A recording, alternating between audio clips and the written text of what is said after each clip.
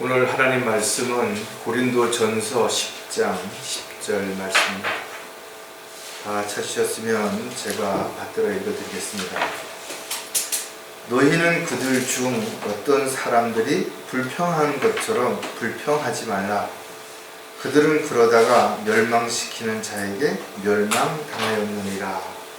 잠깐 말씀을 위해서 기도드리겠습니다. 참으로 위대하신 하나님 아버지, 저희들을 구원해 주시고 자녀로 삼아 주시고 또 산 소망 가운데 살아갈 수 있는 특권을 주셔서 오늘도 이렇게 주님 부활하신 첫날에 사랑하는 형제 자매들이 한자리에 모여서 찬양을 드리고 또 기도 드리고 또 말씀 안에서 위로와 힘을 얻을 뿐만 아니라 자신을 돌아볼 때 부끄럽지 않은 삶을 살아갈 수 있는 위로와 용기를 얻을 수 있는 귀한 시간이 되게 역사해 주시옵소서. 저희들이 어느 곳에 있든지 그리스도의 향기를 나타낼 수 있는 주님의 도구요 일꾼으로 이 마지막 때에 아름다운 성령의 열매를 맺을 수 있는 그런 삶을 살다가 주님 만나기를 간절히 구하곤 합니다. 오늘도 저희들에게 주신 이 말씀들이 저희들에게 어떤 삶의 잣대가 되고 또 최종 건의가 되어서 저희들이 모든 것들을 분별하고 또 결정하고 실행함에 있어서 올바르게 주님의 뜻과 계획 가운데 살아가는 저희들이 되도록 역사해 주시옵소서. 말씀에 잘 집중할 수 있도록 마음의 문을 열어주시고 또 귀를 기울여 경청할 수 있게 인도해 주시옵소서. 또 부족한 종의 입술을 주관해 주셔서 말씀을 정확하고 담대하게 증거할 수 있게 붙잡아 주시옵소서. 다시 오실 우리 주 예수 그리스도의 이름으로 기도드렸습니다. 사람들은 이런저런 습관들을 가지고 있는데 좋은 습관만 있으면 얼마나 좋겠어요. 그런데 나쁜 습관을 가진 사람들도 있어요. 말을 하기 전에 어떤 단어를 계속 반복하는 사람들이 있죠. 제가요, 있잖아요, 그러므로 이렇게. 또 어떤 행동을 손이라든지 또 어떤 발을 떤다든지 이런 나쁜 습관들이 있죠. 물론 시간을 정해놓고 음식을 먹는다든지 잠을 잔다든지 운동을 한다든지 여러분들처럼 책을 보거나 기도한다든지 그럼 좋은 습관이겠죠. 사람들은 다른 사람들과 비교하거나 또는 자신이 처한 상황과 입장이 어려울 때 감사보다는 불평할 수밖에 없을 것입니다. 또 어떤 사람들은 자신이 어떤 일을 해보기도 전에 부정적으로 말하는 사람들이 있어요. 안 될 거야. 아무리 열심히 하면 뭐해. 이런 식으로. 또 미리 걱정하거나 염려하는 것 때문에 불평하고 아무것도 시도해 보려고 하지 않는 그런 사람들도 있을 것입니다. 주변에도 보면 더우면 덥다고 불평하고 추우면 춥다고 불평하고 뭐가 있으면 있다고 불평하고 없으면 없다고 불평하고 그런 사람들이 있죠. 이런 사람들의 이야기를 들어보면 그 요소들이 좀 다르고 불평하는 모습이 좀 다를 뿐 습관적으로 한다는 거죠. 그래서 말만 열면 부정적인 단어들이 입에서 나오는 사람이 있어요. 또 어떤 사람에 대해서 잘 모르면서도 다른 사람에 대해 이야기할 때는 늘 부정적으로 이야기하는 그런 사람들도 있다는 거죠. 결국은 불평이라고 하는 것은 계속해서 또 다른 불평을 만들어내고 자신이 불평하는 모습이 다른 누군가에게 눈살을 찌푸리게 하거나 또 안경향을 얼마든지 끼칠 수도 있다는 것이죠. 물론 사람이 자신이 원하는 대로 잘 안 될 때 또 하고 싶은 대로 잘 이루어지지 않을 때 불평할 수 있죠. 그리스도인들도 육신을 가지고 있기 때문에 자신도 모르게 불평이 나올 수도 있다는 거예요. 그렇다면 성경은 뭐라고 기록하고 있는 것인가 이거죠. 데살로니가전서 5장 18절에 보니까 모든 일에 감사하라. 이것은 그리스도 예수 안에서 너희에 관한 하나님의 뜻이니라. 어떻게 살아야 되는지 어떻게 처신해야 되는지에 대한 답을 성경은 한마디로 모든 일에 감사하라는 것이죠. 즉 감사할 만한 어떤 환경과 여건, 또 일, 그럴 때만 감사하는 건 누구나 할 수 있지만 힘들고 어렵고 고통스럽고 뭔가 잘 안 될 때도 감사하라는 거죠. 왜? 이 모든 것이 예수 그리스도 안에서 하나님의 뜻이기 때문에 그렇다. 따라서 저와 여러분이 한번 자신을 돌아볼 때 정말 나는 불평하지 않고 힘들고 어려운 상황에서도 감사하는 그런 마음으로 살고 있는 것인가? 혹시 그렇지 않으면 오늘 이 말씀을 통해서 다시 한번 자신의 삶을 좀 더 점검하고 우리의 나쁜 습관이 있다면 그런 것들을 버리고 제거하는 그런 계기가 되셨으면 좋겠습니다. 오늘 설교 제목은 습관적으로 불평하지 말라. 오늘 우리는 이스라엘의 역사를 통해서 그들이 왜 불평했는지, 그 불평한 이후에 어떤 결과가 있었는지를 살펴보려고 합니다. 하나님께서는 이스라엘 백성들을 이집트에서 탈출시키고 40년 동안 광야에서 초자연적인 방법으로 인도하셨다는 사실을 우리는 출애굽기와 신명기, 민수기를 통해서 너무나 잘 알 수 있습니다. 그러나 이스라엘 백성들은 힘들고 어려울 때마다 이집트로 돌아가자라고 이렇게 이야기했다는 거죠. 그들은 그곳에서 얼마나 고통을 받고 어려움을 겪었는지를 생각하기보다는 단지 그동안 그곳에서 있었던 것 중에 좀 먹고 잘 수 있고 마실 수 있었던 그런 작은 것들을 연연하면서 하나님의 인도하심을 거부하고 모세에게 불평했던 것을 볼 수 있습니다. 시편 기자는 시편 95편에서 이렇게 말하고 있습니다. 보라, 우리가 경배하며 절하자. 우리가 우리를 만드신 주 앞에 무릎을 꿇자. 이는 그가 우리의 하나님이시며 우리는 그의 초장의 백성이요 그의 손의 양임이라. 오늘 너희가 그의 음성을 듣거든 경노의 때와 같이 또 광야에서 시험의 날과 같이 너희의 마음을 완악하게 하지 말라. 이집트 땅에서 나온 이스라엘 백성들은 가나안 땅에 들어간 사람이 아주 소수밖에 없죠. 20세 이상은 거의 대부분 다 죽었고 여호수아와 칼렙만이 가나안 땅에 들어갔다라고 성경에 기록하고 있는 것입니다. 어떻게 보면 그들이 나이가 많아서 또 질병으로 인해서 자연적으로 광야에서 죽은 사람들도 있겠지만 대부분 나머지들은 주님의 명령을 거역하고 반역에 가담했기 때문에 그들은 가나안 땅에 들어가지 못했다는 겁니다. 오늘날 이 세상은 죄악으로 가득 차 있다라고 우리가 말하고 있죠. 또 마지막 때이기 때문에 비진리가 판을 치는 것이 세상의 유혹과 마귀의 미혹을 뿌리치고 우리가 배교의 이 물줄기를 거슬러 올라가기 위해서는 정신을 차리고 깨어 있어야 될 뿐만 아니라 늘 말씀 안에서 굳게 서 있어야 될 것입니다. 이스라엘 백성들이 광야에서 불평했던 것처럼 혹여라도 저와 여러분이 이 세상을 살면서 사는 게 힘들고 어렵고 고통스럽다고 해서 불평하고 있다면 우리가 그들과 무엇이 다를 것인가. 하나님의 돌보심과 인도하심 가운데 감사하고 기뻐해야 할 저와 여러분이 불평하는 일이 있다면 그 불평하는 일들이 무엇인지 또 왜 불평하는지에 대한 부분들을 정확하게 우리가 기억하고 절대로 습관적으로 불평하는 어리석은 자가 되지 않도록 해야 될 것입니다. 마지막 때에는 많은 사람들이 진리를 돌이켜서 마귀의 교리를 따를 것이고 세상으로 돌아갈 것을 분명히 경고하고 있다겠죠. 따라서 오늘날 이스라엘 백성들을 통해서 주어지는 역사들은 우리에게 참으로 큰 교훈을 주는 것이고 우리 또한 그 교훈을 분명하게 잘 받아들여서 동일한 주님의 경로를 받는 어리석은 자가 되지 말아야 될 것입니다. 자, 습관적으로 불평하는 이유가 많이 있지만 이스라엘 백성들이 습관적으로 불평했던 것을 크게 나누어서 보면 세 가지로 우리가 살펴볼 수가 있습니다. 첫 번째가 뭔가 하면 돌보심을 믿지 못하기 때문이랍니다. 아무리 주님께서 돌봐주시고 보호해주시고 인도해주시고자 한다 하더라도 그것을 믿지 않는다면 따를 수도 없겠죠. 기다릴 수도 없을 것입니다.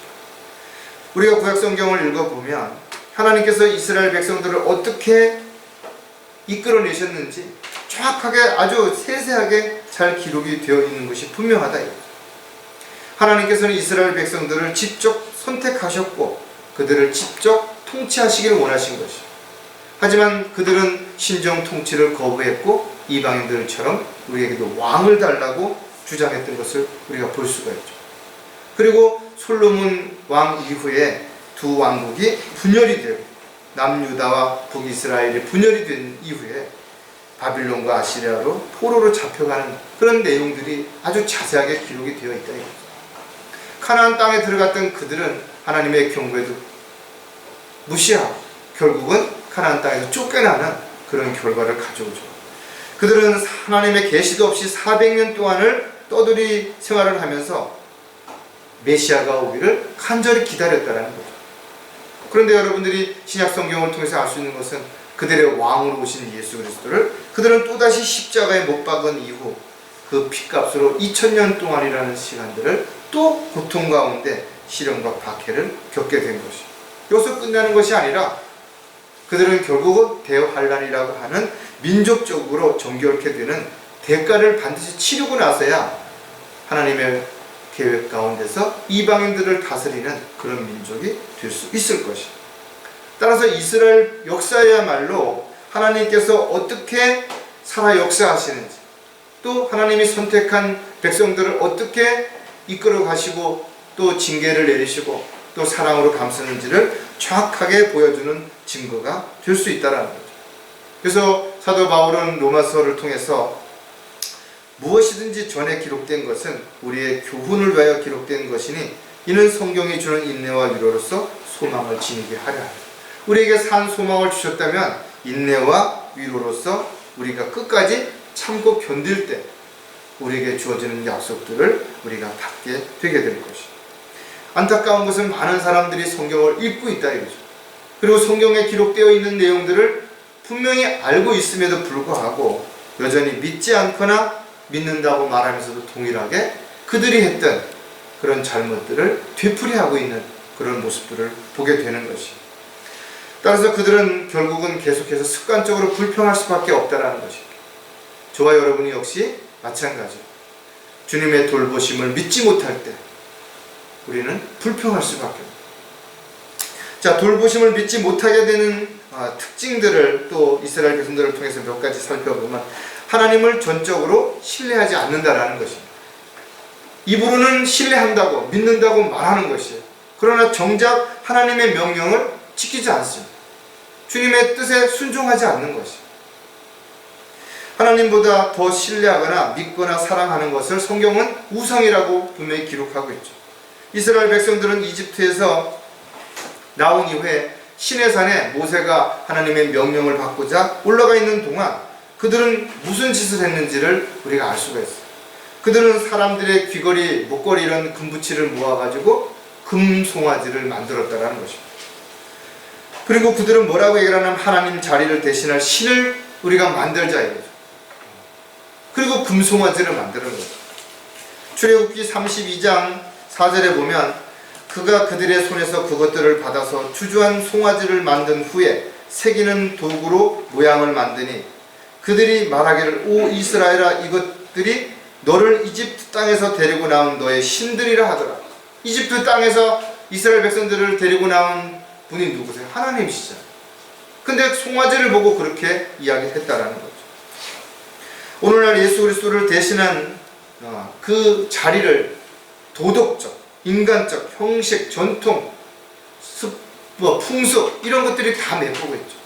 교회 십자가가, 교회 건물이, 또 어렵고 힘든 사람을 구제하는 것이 하나님의 뜻과 하나님의 사랑을 대신하고 있는 이런 모습을 우리가 지금 보고 있는 것이다. 너희는 그들 중 어떤 사람들처럼 우상 숭배자가 되지 말라. 기록된 바와 같으니 곧 그 백성이 앉아서는 먹고 마시며 또 일어서는 뛰는도다 한 것. 지금도 오늘날도 마찬가지로 하나님 자리에 또 다른 무엇인가를 대신하고 그렇게 우상을 숭배하는 사람들이 너무나 많이 있죠. 따라서 하나님 자리를 어떠한 것으로든 대신하는 사람들은 하나님을 전적으로 신뢰하지 않는 것이고 그렇게 하는 사람들은 온갖 불평이 습관적으로 나올 수밖에 없다는 것. 돌보심을 믿지 못하게 된다면 좋은 것을 주셔도 오히려 두려워한다는 것. 하나님께서는 아브라함에게 이런 약속을 했습니다. 젖과 꿀이 흐르는 땅으로 너를 인도하겠다는 것. 그리고 그 땅을 이스라엘 백성들의 정탐꾼을 통해서 직접 보여주신 것이. 그래서 정탐꾼들은 각 지파를 대표해서 12명이 가나안 땅에 가서 40일 동안 직접 자기들 눈으로 보았고 들었고 확인했다라는 거죠. 그런데 그들이 40일 이후에 돌아와서 갈렙과 여호수아 두 사람을 빼고 나머지 사람들은 뭐라고 얘기를 했나 이거죠. 오히려 불평하고 부정적으로 이야기하는 것을 볼 수가 있습니다.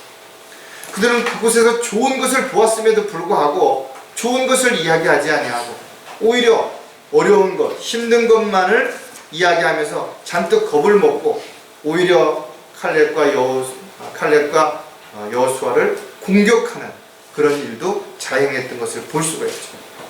민수기 13장 32절을 보면 그들이 탐지했던 땅에 대하여 이스라엘 자손에게 나쁜 소식을 가져와 말하기를 우리가 탐지하러 갔던 그 땅은 그 거민들을 삼키는 땅이요 거기에는 우리가 보았던 백성은 키가 큰 사람들이었으며 또 우리가 거기서 거인들을 보았는데 그들에게 태어난 아낙 자손들이라 우리들의 눈에는 우리가 메뚜기 같았으며 그들의 눈에도 우리가 그와 같았을 것이다. 하나님께서 함께 하셨던 많은 놀라운 기적과 이적들을 그들은 보았고 체험했음에도 불구하고 포도 한 송이가 두 사람이 떼매고 갈 만큼 크고 풍성한 열매를 맺는데 그것은 이야기하지 아니하고 그들의 거인들이 그곳에 거하는 그런 부분만을 이야기했던 것을 볼 수 있다. 아무리 하나님께서 좋은 것을 주신다 하더라도 그것에 대한 감사하기보다는 오히려 왜 그런 걸 주셔서 우리에게 힘들게 하냐고 불평하는 사람들이 있다라는 거죠. 민수기 14장 1, 2절에 보니까 모든 회중이 목소리를 높여 부르짖으며 백성이 그 밤에 울더라. 모든 이스라엘 자손이 모세와 아론에 대하여 불평하고 또 온 회중이 그들에게 말하기를 차라리 우리가 이집트 땅에서 죽었더라면 아니면 우리가 광야에서 죽었더라면. 지금 이들이 그 칼렙과 여호수아 외에 다른 사람들이 이야기하는 내용을 듣고 이렇게 지금 불평하고 있는 거죠. 차라리 죽었더라면 좋았을 텐데 왜 우리가 살아서 이렇게 힘들고 어려운 상황에 처하게 됐냐 이거죠. 한마디로 말해서 그들은 가나안 땅을 보았음에도 직접 그들이 그곳에 들어가서 정착하려면 전쟁을 치러야 되고 많은 어려움을 감수해야 된다는 사실을 알았기 때문에 오히려 여기가 좋사오니 그 광야에 머물기를 원했던 것을 볼 수가 있어요. 그리고 그들은 같이 가서 같이 함께 보았던 칼렙과 여호수아를 공격했던 내용도 우리가 여기서 볼 수가 있죠. 그 결과 어떻게 됐어요? 그들이 40일 동안 보고 들었던 그 기간만큼 40년 동안을 결국은 광야에서 유리하며 살았던 그 내용들을 우리가 볼 수가 있죠. 적과 꿀이 흐르는 땅이라 할지라도 그들이 그것을 부정적으로 보고 불평하기 시작한다면 그것은 아무것도 가질 수 없게 되는 거죠. 저와 여러분들 마찬가지로 주님께서 아무리 좋은 것을 주셨다 하더라도 그 좋은 것을 그냥 하늘에서 뚝 떨어지게 주시는 게 아니라는 거죠. 그 좋은 것을 얻기 위해서는 우리는 더 많이 노력하고 수고하고 고난과 역경과 시련을 참고 견디고 이겨내야 되는 것이에요. 그러나 그런 것을 원하지 않는 사람들은 편하고 쉽게 이 세상에서도 잘 먹고 잘 살고자 하는 마음으로 살고자 하기 때문에 오히려 주님의 뜻과 계획 가운데 사는 것을 불평하고 원망하고 누군가를 탓하며 살아간다는 것입니다. 돌보심을 믿지 못하면 마귀가 주는 빌미로 인해 죄를 짓게 된다. 마귀는 우리에게 고난만 주는 거 아니에요. 두려움도 줄 수가 있고 때로는 가장 좋은 것을 주고 유혹할 수도 있다라는 거죠. 하나님께서는 이스라엘 백성들이 이방인들과 혼인하는 것을 원치 않았기 때문에 절대로 이방인들과 혼인하지 말라라는 명령을 내리신 것이. 왜? 이것이 곧 음행을 저지르는 결과를 가져오기 때문에 그렇습니다. 그래서 우리는 한 사건을 볼 수가 있죠. 즉 발람의 사건인데 발람은 이방인의 선지자인 것입니다. 모압 왕은 이스라엘 백성들이 하나님의 축복을 받고 있는 것을 알았기 때문에 이 발람 왕이 이방인 모압 왕이 발람을 초청해서 이스라엘을 저주해달라고 부탁을 한 것입니다. 그러나 이 이방인 선지자인 발람도 하나님을 알았기 때문에 두려워서 처음에는 이스라엘 백성들을 축복했죠. 그러나 발람이 제시한 돈에 대한 그 욕구가 컸기 때문에 결국은 이스라엘 백성들이 죄를 질 수 있는 함정을 모아내서 발람에게 가르쳐 주는 거죠. 이것이 바로 발람의 교리라는 것입니다. 민수기 25장 1절에 보니까 이스라엘이 시딤에 거하였는데 그 백성이 모압의 딸들과 더불어 음행하기 시작하였더라. 뭔 축제라든지 어떤 스포츠라든지 문화라든지 이런 것들을 통해서 세상은 우리로 죄를 짓게 만드는 거죠. 그러니까 빌미를 주는 거예요. 다른 사람들도 다 하는 일이고 또 그것은 크게 나쁜 거 아니다. 이렇게 해서 우리로 하여금 점점 세상과 타협하게 만들고 세상에 있는 것들의 마음을 빼앗기게 만들어서 결국은 하나님의 진노를 죄를 짓게 만드는 결과를 가져온 것입니다. 여기도 마찬가지로 발람은 이스라엘 백성들이 죄를 짓도록 간접적으로 빌미를 제공한 것입니다. 그 결과 이스라엘 백성들은 하나님 앞에 죄를 짓고 하나님의 진노를 받게 되죠. 그래서 우리는 그들 중 어떤 사람이 행한 것처럼 음행하지 말자. 그들은 그러다가 하루에 23,000명이 죽었더라. 이 바로 이스라엘 백성들이 이 발람의 교리에 빠져서 죄를 지음으로 이렇게 많은 사람들이 한순간에 죽게 된 것이죠. 누구든지 욕심에 이끌리게 되면 죄를 질 수밖에 없다는 것이죠. 그러면서도 어떤 핑계거리가 변명을 앞세워서 자신을 합리화하려고 하게 되는 것이죠. 이렇게 습관적으로 욕심 때문에 세상의 유혹에 빠지게 된다면 하나님의 돌보심을 받지 못하게 되는 것이고 결과적으로는 습관적으로 불평하는 어리석은 자가 될 수밖에 없다는 것이죠. 자, 두 번째 습관적으로 하는 불평은 어떤 것인지 우리가 한번 생각해 보면 온전히 맡길 수 없기 때문이라는 거죠. 사람들은 누구나 처음에 학교를 가든지 직장을 들어가든지 또 어떤 새로운 일을 시작할 때 열심히 하죠. 그리고 나에게 이런 것을 주어진 것에 대해서 감사, 또 나에게 뭔가 도와준 사람에게 감사하죠.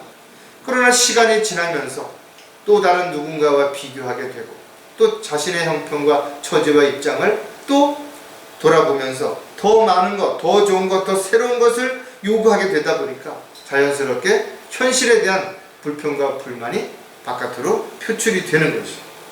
저와 여러분도 옛성품과 욕심이 남아있기 때문에 대부분 만족하지 못하는 것이죠. 그럼에도 불구하고 우리가 늘 자신을 돌아보고 하나님의 말씀에 물로 씻어내면서 그런 세상적인 어떤 욕구라든지 정욕적인 것들을 제거하기 때문에 우리가 하나님의 뜻 가운데서 살아갈 수 있게 되는 것이죠. 사람들은 만족하지 못하면 그 즉시 나타나는 것이 바로 불평이라는 거죠. 즉 불평은 감사가 없을 때 드러나는 증거라는 것이죠. 따라서 모든 필요를 채워주시고 언제든지 우리와 함께 하시고 돌봐주시겠다고 약속하셨음에도 불구하고 우리가 좀 힘들어질 때, 어려워질 때, 자신도 모르게 불평하게 될 때 얼마든지 있다라는 거죠. 따라서 저와 여러분이 어떤 상황에서든지 간에 불평하지 않으려면 주님께 온전히 맡길 수 있어야 되는 거죠. 주님이 인도하시는 대로 이스라엘 백성들을 광야에서 불기둥과 구름기둥으로 인도하셨던 것처럼 가라면 가고 서라면 서고 돌아서라면 돌아서는 그런 마음 자세로 살아가게 된다면 우리는 결코 불평하지 않고 주님의 인도하심을 따라서 그 길이 비록 험난하고 어려운 길이라 하더라도 주님께서는 우리를 버리거나 또 우리를 외면하지 않으실 것이기 때문에 그렇다라는 거죠. 따라서 저와 여러분이 이런 사실을 알고 있다면 어떤 상황에 부딪혔든지 간에 불평하기 전에 먼저 기도하고 주님의 뜻이 어디에 있는지 주님께서 무엇을 원하시는지를 우리가 생각해 본다면 절대로 우리는 헛된 시간을 낭비하거나 쓸데없는 일에 마음을 뺏기지 않을 수 있을 것입니다. 자, 온전히 맡길 수 없을 때 또 어떤 특징들이 드러나는가 하면 미리 염려함으로 불안해하게 된다는 겁니다. 이스라엘 백성들이 광야에서 40년 동안을 사는 동안 하나님께서는 정말로 놀라우신 방법으로 인도해 주신 것이죠. 물이 없을 땐 반석을 쳐서 물이 나게 하셨죠. 먹을 게 없을 때는 만나를 주시고 메추라기를 보내주셔서 먹게 하셨다 이거죠. 그들의 신발이 떨어지지도 않고 옷이 헤어지지도 않았다는 거예요. 모세를 통해서 그렇게 인도하시고 돌봐주시고 보호했음에도 불구하고 그들은 순간순간 어려워지면 물이 없다, 마늘이 없다, 뭐가 없다 끊임없이 불평했던 것들을 우리가 여기서 볼 수가 있죠. 그리고 하나님께서 분명히 매일 아침마다 만나를 주셨음에도 불구하고 왜 미리 걱정하고 염려해야 될 이유가 어디 있겠냐라는 거죠. 사도 바울은 디모데전서 6장 8절에서 우리에게 먹을 것과 입을 것이 있으면 이것들로 만족할 것이니라 했습니다. 여러분들도 한번 생각해 보라요. 정말 내가 먹을 것과 입을 것이 있다면 만족하는 것. 그렇다면 만족하지 못할 수 있는 사람 아무도 없는 거죠. 욕심은 결국 또 다른 욕심을 불러일으킬 뿐 아무리 많은 것을 가져도 결코 만족할 수 없게 만드는 것이. 또 욕심은 일어나지도 않은 일들에 대하여 미리 염려하고 걱정하고 그래서 많은 시간을 헛되이 보내게 된다는 것입니다. 따라서 하나님께서 정말 우리를 지키시고 돌봐주신다는 확신을 갖고 있다면 지금 생활이 좀 힘들고 어렵다 하더라도 하나님이 허락하신 이 현실에 만족하는 저와 여러분이 될 때 습관적으로 불평하지 아니하고 오히려 모든 일에 있어서 감사할 수 있는 그런 저와 여러분이 될 수 있어요. 많은 것을 가지고 있다고 감사하는 거 아니에요. 적은 것을 가지고도 주님이 우리에게 이렇게 돌봐주시고 보호해주신다는 것을 정말 믿으면 얼마든지 감사하는 삶을 살아갈 수 있을 뿐만 아니라 앞으로의 일들을 주님께 맡김으로 미리 염려하고 두려워하지 않을 수 있게 된다. 온전히 맡길 수 없게 된다면 자기 경험과 능력으로 하려고 한다는 거죠. 많은 사람들이 세상으로 돌아가서 자기 뜻, 자기 방법대로 하는 이유가 무엇인가 하면 하나님의 뜻대로 하나님의 방법대로 살려고 해보니까 안 된다 이거죠. 점점 더 힘들어지고 어려워진다라는 거죠. 사람은 겉으로는 건강해 보인다 하더라도 완벽하게 건강한 사람은 아무도 없을 것입니다. 또 나이를 먹게 되고 또 어떤 환경과 여건들이 나빠지면 점점 어려워지는 것은 당연한 이치가 되는 것입니다. 그래서 우리는 건강할 때는 잘 모르지만 몸이 아프고 나서야 비로소 몸이 불편할 때 내가 건강할 때 몸을 좀 더 관리를 잘할 것 이렇게 후회하게 될 수도 있다라는 것. 하지만 우리가 분명 아프다면 또 어렵다면 분명한 이유가 있을 것이다. 왜냐하면 사도 바울을 통해서 우리가 알 수 있죠. 사도 바울은 3번이나 자신의 질병을 위해서 하나님 앞에 간구드렸음에도 불구하고 하나님께서는 그 질병을 치유하지 않으신 것이. 왜? 분명한 이유가 있으셨기 때문에 그렇다라는 거죠.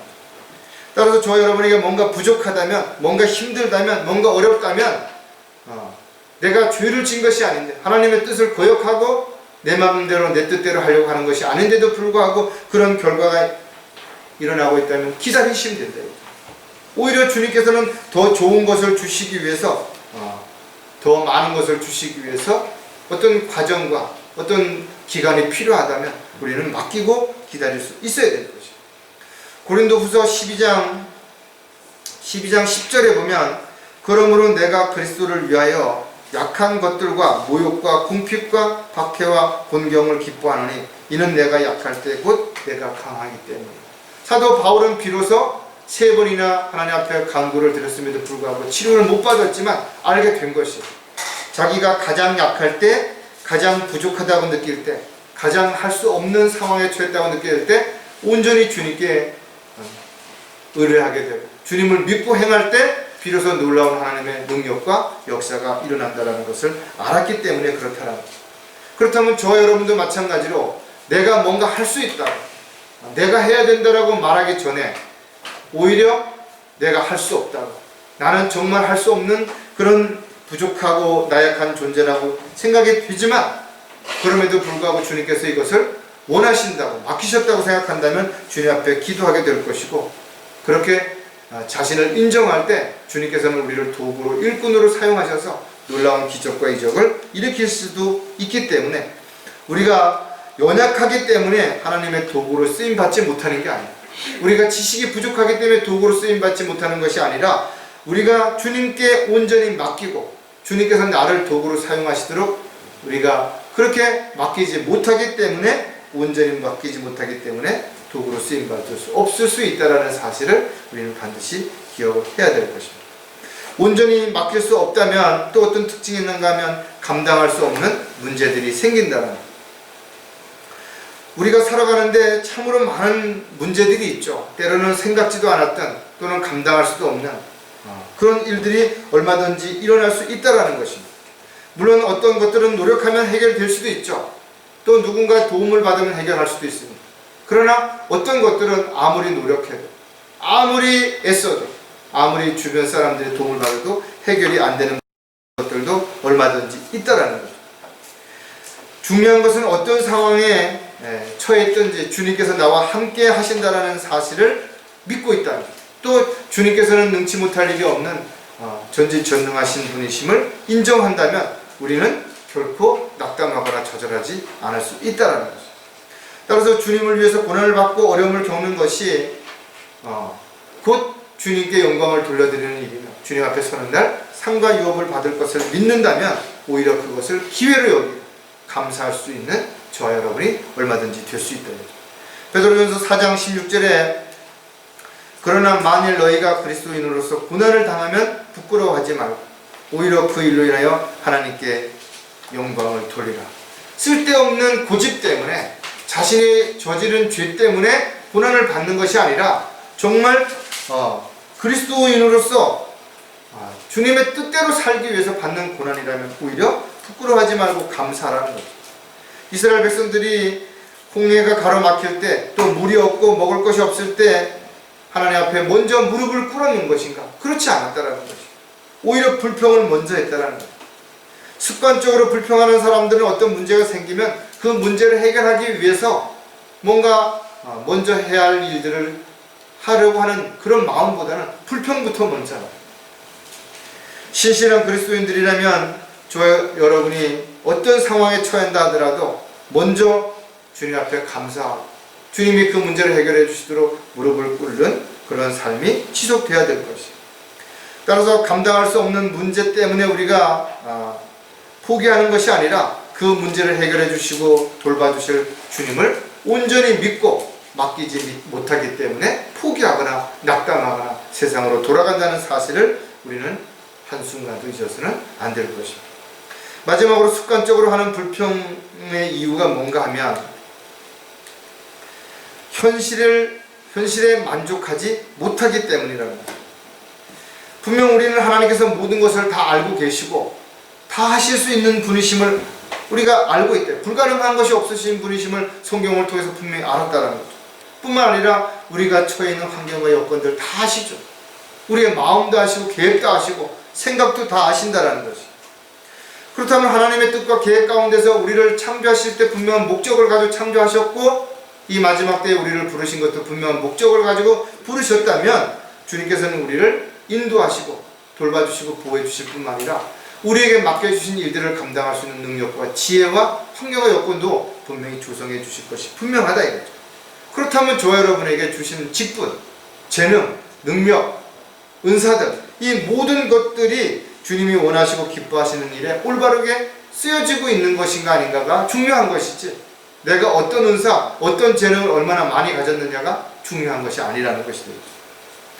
따라서 저와 여러분이 가지고 있는 재능이나 은사를 자신의 유익이나 또는 어떤 기득권을 채우기 위해서 사용되어진다면 결과적으로 주님을 기쁘시게 할 수 없을 뿐만 아니라 오히려 하나님 보시기에 가증스러운 삶을 살아가는 어리석은 자가 될 수 있다는 거죠. 따라서 그리스도인들은 자신이 가지고 있는 모든 것들을 온전히 주님께 드려서 헌신하는 것이에요. 다른 지체들과 비교하거나 다른 지역교회와 비교해서 물론 우리가 본받아야 될 부분이 있고 또 우리가 배워야 될 많은 부분들이 있겠죠. 그러나 그거 외에 다른 부분들을 가지고 미리 그런 것들로 인해서 염려하고 걱정하고 불평하고 불만을 가지고 살아가는 어리석은 삶이 돼서는 안 된다는 거죠. 주님께 온전히 맡기지 못할 때 결과적으로는 만족할 수 없게 되는 거죠. 만족할 수 없는 사람에게 입에서는 불평이 나올 수밖에 없다는 사실을 우리가 또한 알아야 될 것입니다. 자, 그렇다면 현실에 만족하지 못하면 또 어떤 특징들이 있는가 하면 자신이 대신해야 한다라고 앞으로 나서게 된다라는 거죠. 이스라엘 백성들이 했던 세 가지를 우리가 또 하나씩 살펴볼 텐데 그들이 첫 번째 보여준 부분들이 그거예요. 내가 해야 된다 이거죠. 미리암은 모세가 혼인한 에디오피아 여인으로 인해서 모세를 비방하기 시작한 것입니다. 그러나 그 내용을 좀 더 살펴보면 모세가 어떤 잘못한 것을 가지고 그것을 이야기한 것이 아니라 영적인 권위를 가지고 모세가 다스렸던 그 부분을 차지하고 싶은 그 욕망 때문에 모세를 공격했던 그런 내용을 우리가 알 수가 있는 것입니다. 사람들은 누구나 높이 올라가고 싶고 대접받는 위치에 서기를 원하는 것은 본능일 것입니다. 그러나 그리스도인들에게 주신 직분은 우리가 좀 더 생각해 봐야 되는 것입니다. 이것은 세상의 어떤 직위, 계급이 아니라는 것입니다. 하나님께서 주신 이런 직분은 종으로서 섬김의 직분인 것이에요. 마땅히 그 직분을 감당하기 위해서는 고난과 시련과 고통과 아픔을 감수해야 되는 이런 역할을 특공과 함께 같이 주셨다는 겁니다. 민수기 12장 2절에 보니까 그들이 말하기를 주께서 참으로 모세를 통해서만 말씀하시더냐 우리를 통하여서도 말씀하지 아니하시겠느냐 하니 주께서 그것을 들으셨더라. 실질적으로 모세를 통해서 말씀하셨던 그런 내용에 대해서 이들은 불만을 갖고 있었던 것이에요. 왜 그만하냐 이거죠. 우리도 얼마든지 할 수 있는데. 결국은 그들이 모세를 거역한 것처럼 보여지지만 하나님께서 세운 모세를 거역한 것은 곧 하나님을 거역한 죄를 짓게 된 것이에요. 그 결과가 뭐예요? 문둥병에 걸렸다라고 기록하고 있습니다. 문둥병은 죄를 상징하는 것입니다. 인간의 방법으로 해결할 수 없는 불치의 병이라. 오늘날도 얼마나 많은 사람들이 이와 같은 죄를 짓고 있는지를 우리가 한 번쯤 생각해 봐야 되겠죠. 모세를 거역했던 미리암 어떤 사람이냐 이거죠. 실질적으로 모세를 파라오의 그 왕에게 연결시키는 그런 중요한 역할을 했던 사람이 바로 미리암이에요.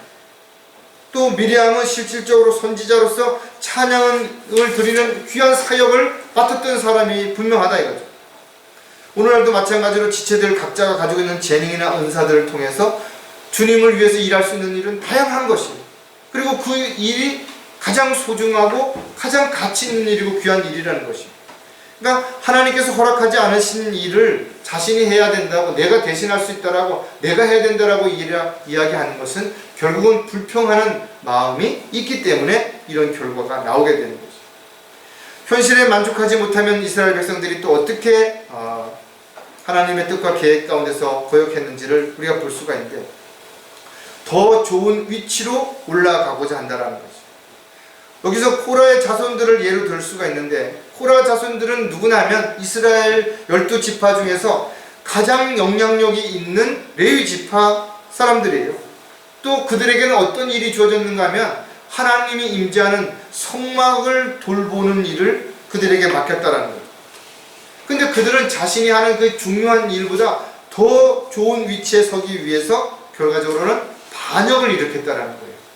그것도 집단적으로. 그들은 아론 지파에서만 왜 제사장이 나올 수 있느냐? 불만을 가진 거죠. 우리도 열심히 일을 하고 있고 우리도 잘할 수 있는데 우리 레위 지파에서도 얼마든지 제사장이 나올 수 있다라는 거예요. 불만을 가진 것입니다. 민수기 16장 3절에 보니까 그들이 모세와 아론을 거역하여 사람들을 모으고 그들에게 말하기를 너희가 너희 분수에 지나치도다. 온 회중이 각기 거룩하고 주께서도 그들 가운데 거하시는데 너희가 어찌하여 주의 회중보다 너희 자신을 높이냐 하니, 특별하게 그들은 반역을 하기 위해서 또 많은 사람들을 끌어모은 이런 일들을 했다라는 거죠. 오늘날도 보면 사람들이 죄를 질 때 자기 혼자 짓는 것이 아니라 자기를 동조하는 사람들을 긁어 모아서 함께 어떤 일을 모색하는 것을 볼 수가 있다. 하나님께서는 그들에게 회중으로부터 선별되어 성막에서 봉사와 일을 하도록 한 것이 결코 작은 일이냐 이거죠. 작은 일이 아닌데도 불구하고 그보다 더 큰 일을 원했다라는 거죠. 결국 그들의 반역을 한 이유로 인해서 어떤 심판이 내려졌는가 하면 민수기 16장 31절 2절에 보니까 그가 모든 일을 마쳤을 때 그들의 밑에 있는 땅이 갈라지고 땅이 그 입을 벌려 그들과 그들의 집들과 코라에 속한 모든 사람들과 그들의 모든 물건들을 삼킨다. 그러니까 코라의 그 가족들만이 그런 거 아니야. 그들이 사람들 모았잖아요. 그 동조했던 사람들도 모두 땅속으로 그냥 들어갔다라는 거죠. 그리고 코라의 반역은 절대 해서는 안 되는 발람의 교리와 함께 지금도 분명하게 경고의 대상이 되고 있는 거죠. 코라의 반역으로 인해서 그 일에 가담했던 모든 사람들이 산채로 땅으로 들어갔던 것처럼 그리스도인들 역시 자신이 있어야 할 줄, 해야 할 일들에 대한 불평이 생기게 되면 또 다른 위치에 서고자 하는 그 욕심으로 인해서 죄를 짓게 되고 결국은 그 불평이 스스로를 현실에 만족하지 못하게 만드는 결과를 가져오게 된다는 것. 또 현실에 만족하지 못하게 되면 다른 사람들과 계속해서 비교하게 된다는 것. 아론 지파를 예로 들 수가 있는데 하나님께서 아론 지파를 선택해서 제사장의 권위를 주신 것은 하나님의 뜻이고 계획이라는 거죠. 그러니까 아론 지파를 통해서 제사장들이 나올 수 있는 것은 하나님의 뜻이라는 거예요. 그런데 사람들은 그것을 참지 못하고 비교함으로 인해서 하나님의 명령을 거역하고 또 다른 죄를 짓는 일들이 성경에 하나의 사건으로 기록이 되어 있는 것입니다. 아론의 씨가 아닌 다른 사람들은 주 앞에 향을 피울 수가 없죠. 또 접근하지 못하도록 그렇게 만드는 것입니다. 그러나 코라와 그의 동료들과 같이 되지 않기 위해서 모세를 통해서 하나님께서는 질서 가운데 영적인 권위를 두고 해야 할 역할을 분명하게 나누어 주신 것이에요. 이게 직분을 주신 것이라는 거죠. 하나님의 일꾼으로 쓰임받던 많은 일꾼들이 왜 세상으로 돌아가는 것인가? 아름다운 간증을 잃어버린 것이에요. 어느 순간 아름다운 간증이 아니라 자신의 역할, 자신의 위치를 높이기 위해서 죄를 짓게 되었기 때문에 그렇다라는 겁니다. 하나님의 도구로 쓰임받는 사람들은 그가 어디에 있든 무슨 일을 하든 그를 통해서 아름다운 성령의 열매들이, 아름다운 간증들이 반드시 드러나는 것이죠. 민수기에서도 우리가 볼 수가 있는데 17장 5절에 내가 택한 사람의 막대기에는 싹이 나리니 너희를 대적하여 불평하는 이스라엘 자손의 불평들을 내가 내 앞에서 그치게 하리라. 하나님께서는 분명하게 아론 지파를 내가 세웠다는 것을 입증하기 위해서 각 지파에서 짓고 다니는 그 지팡이를 하나씩 갖고 와라 이거죠. 그리고 모두 다 한 곳에 모아놓은 것입니다. 여러분 한번 생각해 보십시오. 지팡이를 산나무로 뿌리채 뽑아서 짓고 다니는 사람이 어디 있겠냐고. 그런데 거기서 꽃이 피고 열매가 맺을 수 있다는 건 놀라운 기적이고 그 모든 지파 중에서 오직 아론 지파에게만 그런 일들이 일어나게 된 것이죠. 그리고 하나님께서는 그 아론 지파에서 막대기에서 싹이 난 것을 언약궤에 담아서 만나와 함께 보관함으로 이스라엘 백성들이 또다시 반역을 하거나 하나님의 놀라우신 어떤 그런 계획에 대적하는 일이 일어나지 않도록 그렇게 했던 부분들을 성경이 기록하고 있죠. 히브리서 9장에 보니까 거기에는 금 향루와 전체를 금으로 싼 언약궤가 있고 그 안에는 만나를 담은 금 항아리와 아론의 쌍난 지팡이와 언약의 돌판들이 있더라. 이 세 가지를 증거물로 남겨서 아마 지금도 언약궤 안에는 그것이 있을 것이고 언젠가는 그 언약궤가 드러나게 됐을 때 우리도 그것을 보게 될 수 있는 날이 오지 않을까 하는 기대도 해본다. 그리스도인들은 다른 지체들과 어떤 이유로도 비교해서는 안 되는 것이. 우리가 비교하는 순간 세상적으로 인간적으로 뭔가가 자기보다 더 나은지 부족한지 이것을 놓고 평가하고 거기에 대한 불평과 불만이 드러나기 때문에 그렇다라는 거죠. 저와 여러분이 무엇을 받았든 무엇을 가지고 있든 무엇을 할 수 있는 능력이 있든 중요한 것은 그 모든 것들이 주님의 영광을 위해서 사용되어져야 되는 것이고 그렇게 사용되어질 때 그렇게 주님의 뜻과 계획 가운데서 쓰임받을 때 가장 잘하는 것이고 가장 주님을 기쁘시게 해드리는 삶이라는 생각을 한다면 결코 비교하는 것이 아니라 오히려 서로를 위해서 내가 가지고 있는 것이 다른 지체들에게 없다면 나누고 베풀고 섬기는 가운데서 서로가 다 함께 주님의 뜻과 계획 가운데서 승리할 수 있는 그런 삶을 살아갈 수 있게 하는 것이 가장 현명한 우리의 삶의 한 부분이라는 것을 우리가 알 수가 있을 것입니다. 습관적으로 여러분들이 가지고 있는 어떤 것들이 있는지를 한 번쯤 돌아보는 계기가 돼서 혹여라도 습관적으로 여러분들이 어떤 일로 인해서 불평하고 있는지 또 그렇지 않은지를 점검하는 그런 계기가 되시기를 주님의 이름으로 부탁을 드리겠습니다. 기도하겠습니다. 하나님 아버지, 저희들이 육신의 모습으로 살아갈 때 또 옛 성품들이 드러날 때 저희들의 입속에서 때로는 자신도 모르게 불평이 나올 때가 있습니다. 그러나 오늘 우리가 말씀을 통해서 다시 한번 알게 된 것처럼 우리가 주님의 돌보심을 끝까지 믿고 있다면 또 온전히 주님께 모든 걸 맡길 수 있다면, 또 현실에 만족하고 주님 앞에 늘 감사하는 삶을 살아간다면 결코 불평하지 않게 하고 오히려 감사하는 삶을 살아가는 그런 삶을 살아갈 수 있을 줄로 믿습니다. 오늘 저희들에게 주신 이 말씀이 또 한 주간을 살아가는 데 영의 양식이 되게 해주시고, 또 저희들이 이 어려운 세상에서 능히 싸워 이기고 또 승리함으로 인해서 주님께 영광을 돌려드리는 아름다운 간증의 열매들을 맺을 수 있도록 역사해 주시옵소서. 다시 오실 우리 주 예수 그리스도의 이름으로 기도드렸습니다.